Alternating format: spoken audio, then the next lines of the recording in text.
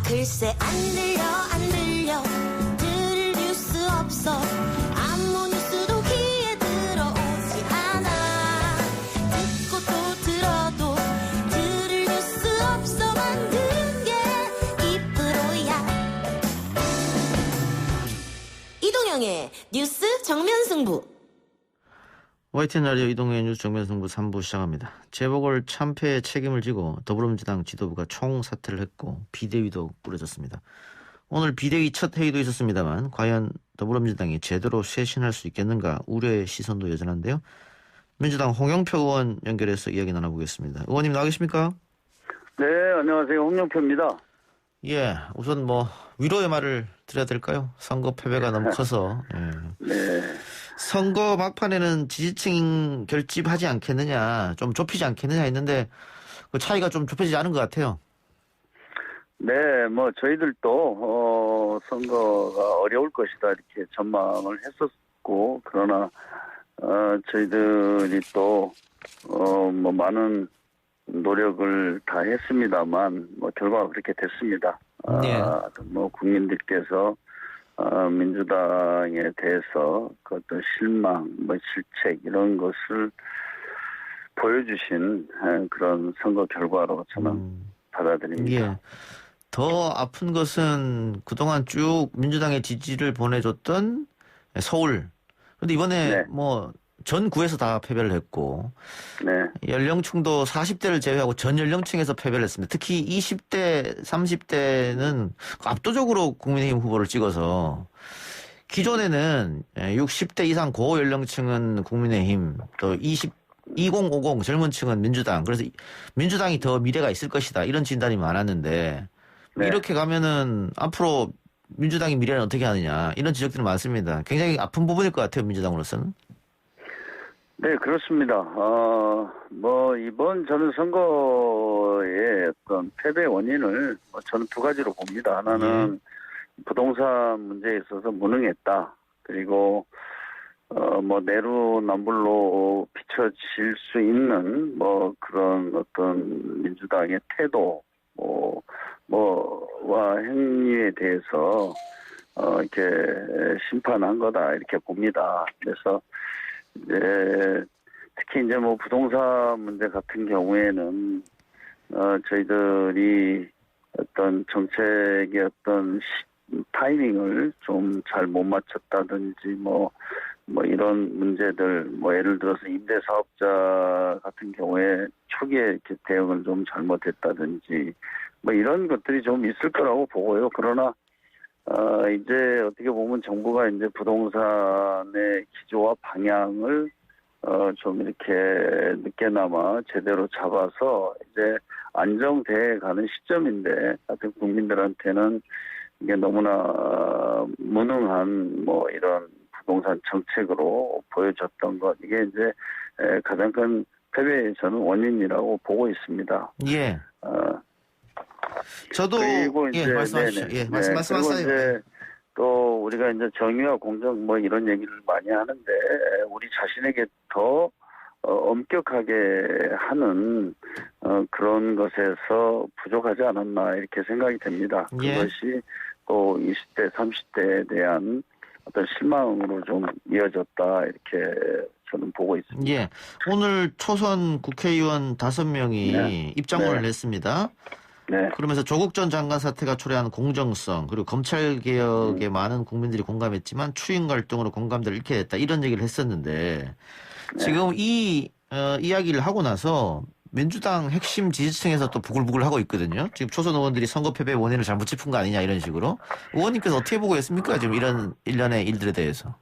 저는 이제 제가 원내대표를 할 때 검경수사권 조정, 공수 설치 이런 어떤 사법개혁에 대한 국민적인 지지가 한 70%까지 갔었습니다. 그러나 이게 지금 장기화되면서 이게 국민들에게 일부 좀 피로감이 있고 또 하나는 지금 이제 코로나와 같은 지금 위기 상황이 지속되면서 또 어떤 삶의 문제들이 특히 민생의 문제들이 좀 소홀해지는 것 아닌가 하는 뭐 이런 우려 속에서 저는 나온 거라고 봅니다. 그러나 예.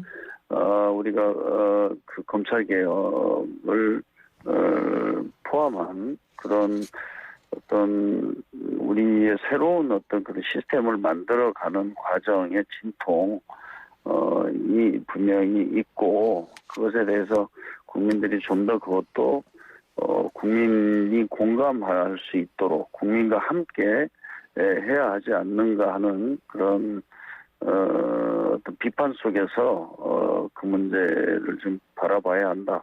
뭐 이런 시각에 대해서는 저도 뭐 동의를 합니다. 예. 그래서 앞으로 이 부분은 저희가 이제 당내에서 충분하게 논의도 하고 또 국민들과 소통하면서 이것을 추진해 나가야 된다 그렇게 생각합니다. 예.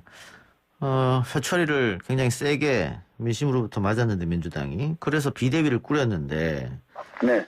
비대위원장이 친문 중진이라 불리는 도정환 의원, 뭐 민주주의 4.0 멤버이기도 하고 이래서 이게 과연 쇄신 의지가 있느냐 이런 비판도 좀 있는 것 같습니다. 근데 지금 비대위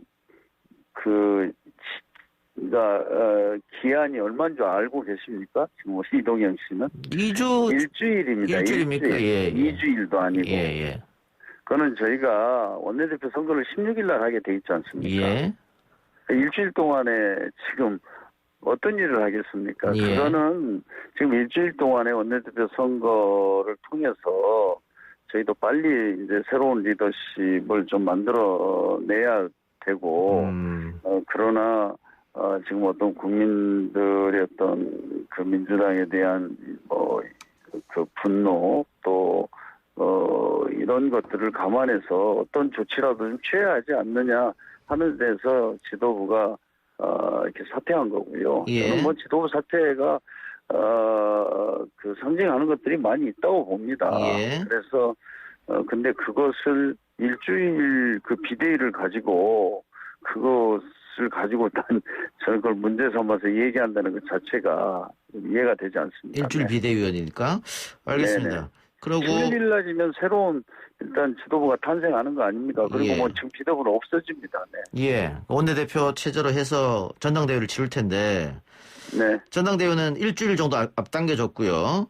뭐 전당대회도 이제 3주일밖에 안 남았습니다. 예. 네. 이번 당대표는 저희도 빠르게 좀 질서 있게 예. 저희 패배를 수습하고 당을 조기에 안정시켜서 차분하게 정말 우리가 뭐 지켜야 할 것은 무엇이고 고쳐야 할 것은 뭔지 뭘 또 변화시켜야 될 건지 이거는 저희가 또 당내에서 또 국민들과 함께 많은 어떤 토론과 논의를 거쳐서 저희들이 무슨 혁신을 해야 될 거 아니겠습니까? 그게 오늘 하루아침에 이렇게 그런 것들이 다 이루어진다고는 생각하지 않습니다. 예. 중요한 것은 빠른 시일 내에 새로운 리더십을 만들어서 그 또 리더십을 새로 만드는 뭐 그 원내대표 선거든 당대표 선거든 그 과정이 정말 우리가 혁신을 어떻게 할 것인가 이걸 놓고 서로 경쟁하는 과정 아닙니까? 예. 그것만큼 더 치열하게 새로운 모색을 하는 과정은 없다고 생각합니다. 예. 자, 전당대회를 하게 되면 그 당대표가 뽑힌다면 이번 당대표는 그 9월에 대통령 경선, 내년 3월에 대선까지 치러야 되기 때문에 어느 때보다 중요한 당대표라고 볼 수 있는데 방금 의원님께서 새로운 리더십 언급하셨거든요. 네네. 이번 당대표에게 절실하게 요구되는 리더십은 어떤 게 있을까요? 우선은 뭐 당이 사실 이번 재보궐선거를 지나면서 뭐 위기 상황이지 않습니까? 예. 이것을 어떻게 잘 극복할 수 있느냐 어떤 위기 리더십을 가져야 된다고 보고요. 그 다음은 이제 뭐 그러려면 당을 좀 질서 있게 수습해서 안정시키고 혁신하는 거 뭐 이런 거고요. 그 다음에는 이제 올해 대선이 있는 해기 때문에 저희 당이 곧 이제 대선 경선이 시작됩니다. 예. 그러면 대선 경선이 과정에서 공정하고 원만하게 당을 이끌어서 당을 안정시키고 단결하게 하는 것 이게 또 중요한 리더십이라고 봅니다. 예. 그리고 또 하나는 어차피 지금 문재인 정부가 이제 1년 남짓 남았지 않습니까? 예. 그래서 문재인 정부가 코로나 위기도 빨리 극복하고 또 경제 회복의 성과를 내려면 당이 마지막까지 중심을 잘 잡고 뒷받침해야 된다고 생각합니다.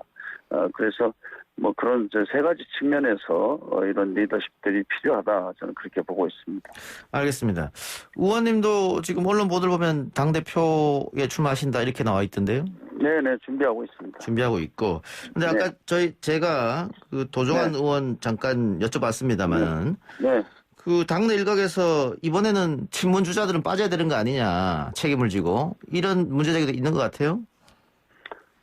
저는 글쎄 언론에서 친문 또 뭐 비문 이런 또 편가르기를 언론에서 하시는 것 같은데 예. 저희 뭐 당에서는 지난번 지난번 뭐 문재인 정부가 들어서고 또 총선을 지나면서 그런 이야기는 없습니다. 네. 예. 저는 뭐 그렇게 생각합니다. 네. 예, 알겠습니다. 아까 네. 부동산이 가장 큰 패배 요인이 아니냐 말씀하셨잖아요.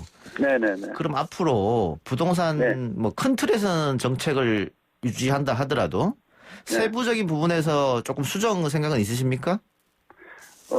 저는 그러니까 큰 방향과 기조는 뭐 저는 문제가 없고 이제 좀 제대로 좀 그런 걸 이사 정책이나 이런 걸 통해서 바로 잡았다 생각하고요. 예.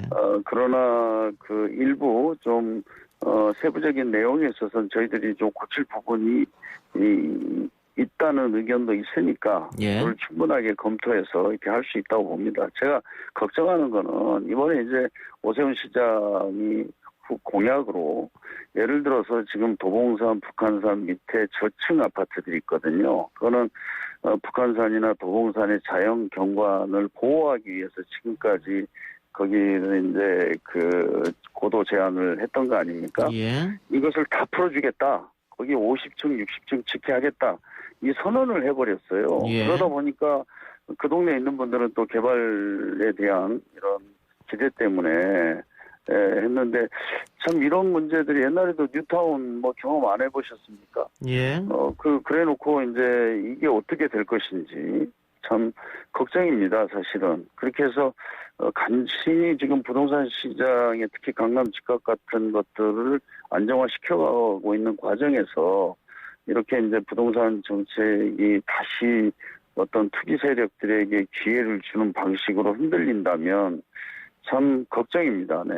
예. 그래서 저희들은 기존의 그런 큰 방향, 기본 기조와 방향에 대해서는 저희가 그걸 잘 지켜나가고 그러나 좀 일부 문제가 있는 뭐 것들은 저희가 당연히 뭐 고칠 수 있다고 생각합니다. 네.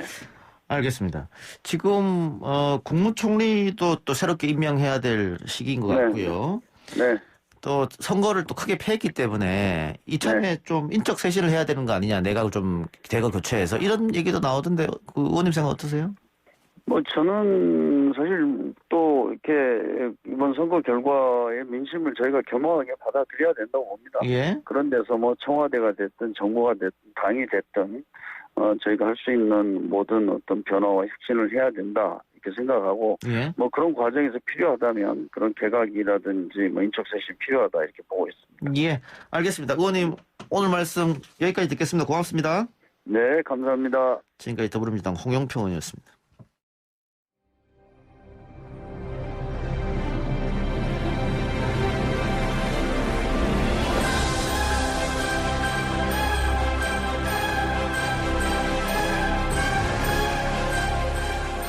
한 주간 사회를 들끓게 한 이슈에 대해 치밀한 법적 근거로 설명해드리는 시간입니다. 신장식 변호사 전화 연결하겠습니다. 신 변호사님.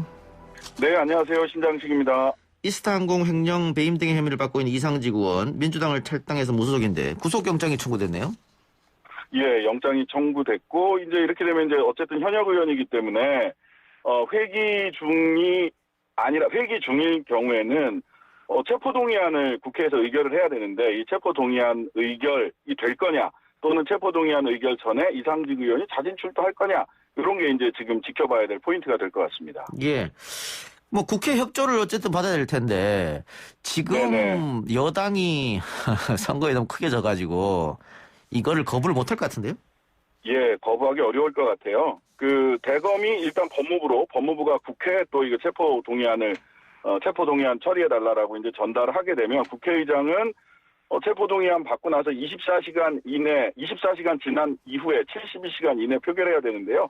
예전에는 뭐 방탄국회다 해가지고 표결 잘 안 하거나 72시간 넘겨서 그냥 무의로 돌리는 경우도 있었는데 요즘은 72시간 지나서 의결 안 하면 다음 본회의 때 또 바로 올리게 돼 있거든요. 그러니까 제도적으로도 방탄국회를 운영하기 어려울 뿐만 아니라 지금 정세적으로 보더라도 여당이 절대 과반을 차지하고 있는 여당이 자당 출신의 무소속 의원에 대해서 체포동의안을 처리하지 않을 방법은 사실은 예. 답이 없어 보입니다. 그러니까 방탄은 어렵고 그렇다면 네네. 이상직 의원도 스스로 판단했을 때 이거 괜히 네. 그 요청했다가 안 되면 모양 빠지니까 스스로 빨리 나가시는 게 나아요. 자진 출석하는 방법도 선택할 수 있는 선택지 가운데 하나 같은데요?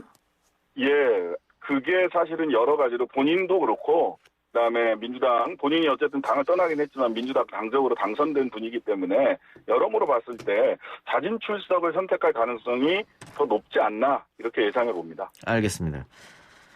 자, 노원구 세모녀 살인사건의 피의자 김태현 살인 등 기존 혐의 이외에도 스토킹 혐의가 추가 적용됐다고 하는데 이건 뭐 어쨌든 살인이라는 큰 죄를 저질렀으니까 그렇죠. 예.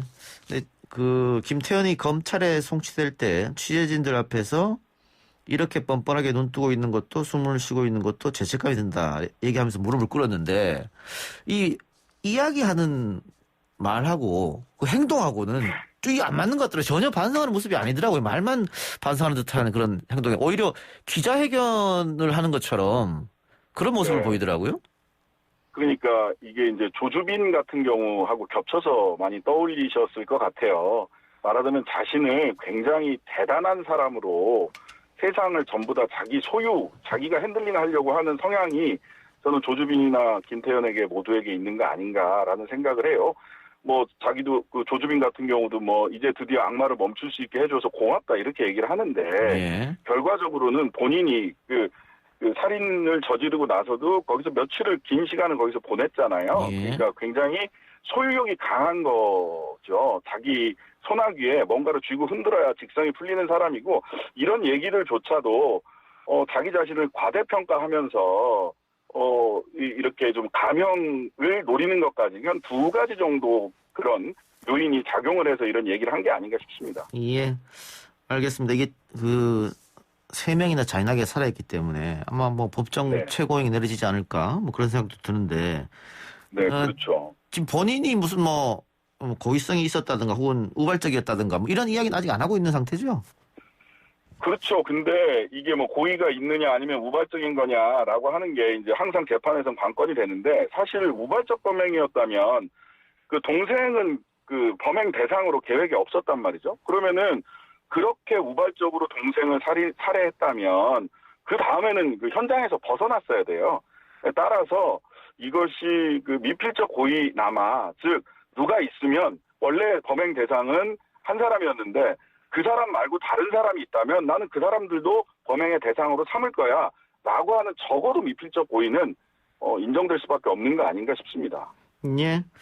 알겠습니다. 다른 사건으로 넘어가 보죠. 오늘 구미 3세 여아 사망 사건의 첫 재판이 있었는데 그동안 아이의 네네. 엄마로 알려졌다가 언니로 밝혀진 김 씨에 대한 재판이었습니다. 이 공소 사실 네. 인정했습니까?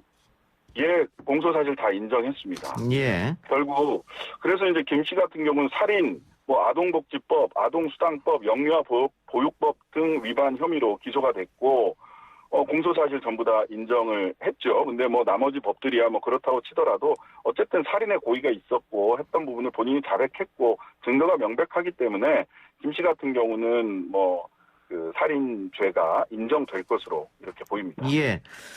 아, 근데 문제는 뭐 혐의는 다 인정했고 뭐 그렇죠. 범행도 거의 명백하니까. 근데 네네네. 그 바꿔치기 했다고 하는 게 이제 경찰의 판단인데 그렇죠. 거기에 대해서는 이 석 씨가 친모가 인정을 안 하고 있잖아요.